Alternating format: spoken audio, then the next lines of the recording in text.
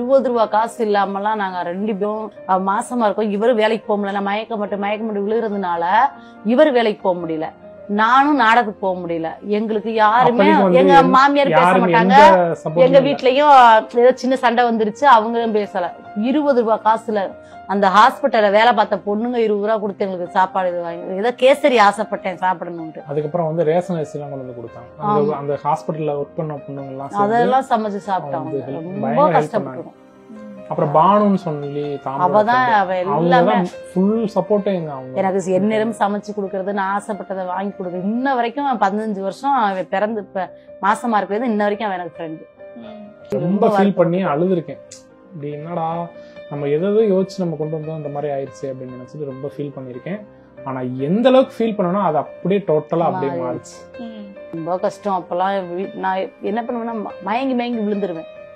அந்த டயத்துல எல்லாம் ரொம்ப கஷ்டப்படுவார். வேலைக்கு போயிடுவாரு. இவர் என்ன பண்ணுவாரு, என் பெரிய பையன்ட்ட வந்து போன் நம்பர் எழுதி கொடுத்துட்டு போவாரு. அவ ₹1 காயின் தான். நான் மயங்கி விழுந்துருவேன். அப்போ என்ன பண்ணுவேன், அவ போய் போன் பண்ணிட்டு அப்பா வா அம்மா மயங்கி விழுந்துருச்சுக்கோ, எங்கேயோ இருந்தோ ஓடியா இருந்து ஆஸ்பத்திரி கூட்டிட்டு போவாரு. ரொம்ப கஷ்டம். என் ஃப்ரெண்டு இருக்கா, அவ ஃபுல்லா அவதான் பாத்துட்டான். எதுவுமே சாப்பிட முடியாது. எனக்கு வந்து வாழைப்பழம் மட்டும்தான் வாந்தி எடுக்க நல்லா வலுவலுன்னு வரும். அது மட்டும்தான் சாப்பாடு. எனக்கு சாப்பிடவே மாட்டேன். எனக்கு பிறந்து டெய்லியும் அந்த வாமிட் வராம இருக்கிறதுக்கு ரெகுலரா ஊசி போட்டுட்டே இருக்கும். ஈவினிங் அந்த ப்ரோகிராம் வேற போடுமா. இப்ப 12 மணிக்கு போடுறோன்னு வச்சுக்கோங்களேன் ஊசி, மறு 12 மணி வரைக்கும் தான் வாந்தி வராது. அப்புறம் அது அந்த அடுத்த நிமிஷத்துல இருந்து ஆரம்பிச்சிடும். ரொம்ப எனக்கு குழந்தை பிறந்து மறுநாள் வரைக்கும் வாந்தி எடுப்பேன். ப்ரோகிராம் போயிட்டே தான் இருந்தீங்களா பிரெக்னெண்டா இருக்க இந்த டைம்லயும்? மயங்கி விழுந்துருவேனே, போக முடியாது. நான் மாசம் வந்தா போக முடியாது. மத்தவங்க எல்லாம் என் கூட நடிச்சவங்க எல்லாம் 7 மாசம் 8 மாசம் வரைக்கும் நாடகத்துக்கு வருவாங்க. நான் மாசமா இருக்கேன்ட்டு தெரிஞ்சுட்டாலே படுத்த படுக்கை ஆயிருவேன். எப்படி நைட்டு மட்டும் வீட்டுல இருப்பேன், பகல் பூரா பெட்ல இருப்பேன். ஹாஸ்பிட்டல்லே தான் இருப்பேன் குழந்தை பிறகு வரைக்கும். ரொம்ப கஷ்டம். எனக்கு அப்படியே ரத்தமா ஊத்தும் வாந்தி. அந்த கஷ்டம் யாருக்கும் வரக்கூடாது. ஆமா, வாடகை கொடுக்க முடியாது. அது ₹20 காசே இல்லை, எப்படி வாடகை கொடுக்க முடியும்?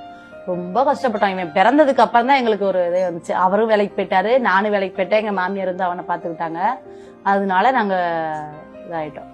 அப்பல இருந்து அந்த பண பிரச்சனை, சாப்பாடு பிரச்சனை இல்லாம போயிடுச்சு. அப்படியே கொஞ்சம் கொஞ்சமா அப்புறம் வீடு வாங்கணும், அப்புறம் இடம் வாங்கணும், அப்படியே கொஞ்சமா. இது கல்யாணம் நாங்க சும்மா ஒரு வீட்டுக்குள்ளதான் கல்யாணம் பண்ணோம். அதான் சொல்லிட்டு இருந்தேன், மிஸ்டர் அண்ட் மிஸ்ஸஸ்ல எங்க உண்மையில கல்யாணம் நடந்த மாதிரி. அதான் பயங்கர சந்தோஷம். அங்க பத்திரிக்கை எல்லாம் அடிச்சு கொடுக்கையில அப்படியே வேற லெவல்ல சந்தோஷம் ஆயிடுச்சு எனக்கு.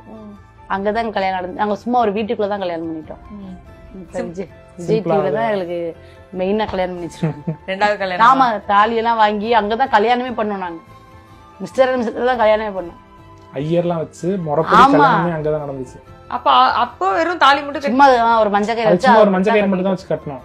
தாலி எல்லாம் கட்டல.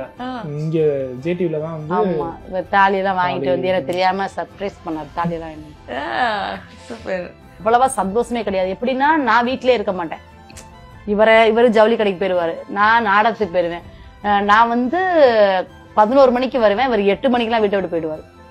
அதனால திரும்ப அவர் 11 நைட்டு 10 மணிக்கு வருவாரு, நான் 4 மணிக்கெல்லாம் வீட்டை விட்டு கிளம்பிடுவேன். 2 பேரும் சந்திச்சுக்கவே முடியாது. ஆமா, 2 பேரும் பாத்துக்கவே மாட்டோம். அந்த டைரி ஒண்ணு வச்சிருப்பேன், அதெல்லாம் மேல கிடக்கும்னு நினைக்கிறேன். அதெல்லாம் நாடகம் எழுதி வச்சிருப்பேன். இந்த ஊரு எல்லாம் எழுதி வச்சிருப்போம். ஒவ்வொரு ஊர்ல இவர் ஏமாத்தி வேற பேரை போட்டு எழுதி வச்சிருவாரு. இவங்க நாடகம் அப்படின்னா நாடகம் நினைச்சிட்டே இருப்பேன். அப்பதான் சொல்லுவாரு, இன்னைக்கு நாடகம் இல்லையே, ஏமாத்திட்டு. நிறைய டைரியில டேட் போட்டு எழுதி வச்சிருக்கோம். இந்த டேட்டுக்கு இங்க போறோம், இந்த ஊர் போகணும். ஏதாவது 2-3 டேட் வந்து ஃப்ரீயா இருக்கும். நான் என்ன பண்ணுவேன், சரி ஃப்ரீயா இருக்க டேட்ல ஏதாவது புக் பண்ணிடுவாங்க அப்படின்ட்டு என்ன பண்ணுவேன், அந்த டேட்ல நான் எழுதி வச்சிருவேன். ஏதாவது ஊர் பேர் போட்டு எழுதி வச்சிருவேன். அது நினைச்சிட்டு எல்லாம் கிளம்பி ரெடியா இருக்கும். எங்க கிளம்பி ரெடியா இருக்கிறேன் அப்படின்னு கேட்பேன். இன்னைக்கு இந்த ஊருக்கு போகணும் அப்படின்னு. இந்த ஊரா? அந்த ஊர் நான் தான் எழுதுறேன். அப்படியே மாத்திடுவாரு. அம்மாவெல்லாம் ஒரு மாதிரியா பேசினாங்க. இந்த மாதிரி இந்த புள்ள வந்துருச்சு, இப்படி ஆயிடுச்சு அப்படின்னு பேசினாங்க.